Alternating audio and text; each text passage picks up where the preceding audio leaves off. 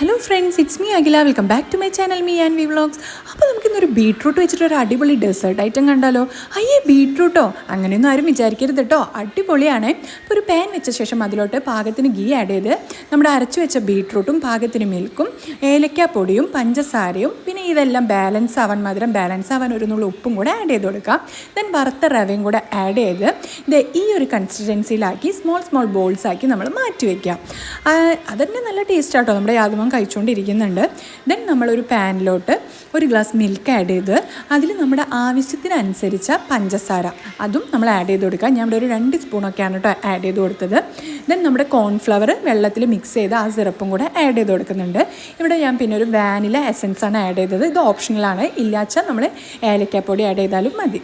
Then നമ്മുടെ നേരത്തെ set ചെയ്ത് വെച്ച ആ ബോൾസും കൂടെ ഇതിലോട്ട് ആഡ് ചെയ്ത് നല്ലപോലെ ഇങ്ങനെ തിളപ്പിച്ച് കുറുക്കി വറ്റിച്ചെടുക്കുക കേട്ടോ.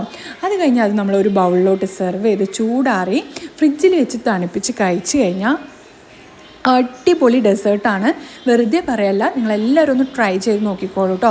ബീട്രൂട്ട് കഴിക്കാത്ത നമ്മുടെ മക്കളൊക്കെ ഉണ്ടെങ്കിൽ ഇതെന്തായാലും കഴിക്കും. ഷുഗറാണ്. ഒരു സ്കൂളൊക്കെ വിട്ട് വരുമ്പോൾ നമുക്കൊരു ഈവനിങ് സ്നാക്സൊക്കെ ആയിട്ട് സെറ്റ് ചെയ്ത് കൊടുക്കാം. അപ്പോൾ അത്രയേ ഉള്ളൂ. നമ്മുടെ വീഡിയോ ഇഷ്ടപ്പെട്ട് കഴിഞ്ഞാൽ എല്ലാവരും നമ്മുടെ ചാനലൊന്ന് സബ്സ്ക്രൈബ് ചെയ്ത് സപ്പോർട്ട് ചെയ്യണേ. പുതിയൊരു വീഡിയോ ആയിട്ട് കാണുന്നതുവരേക്കും ബൈ ബൈ.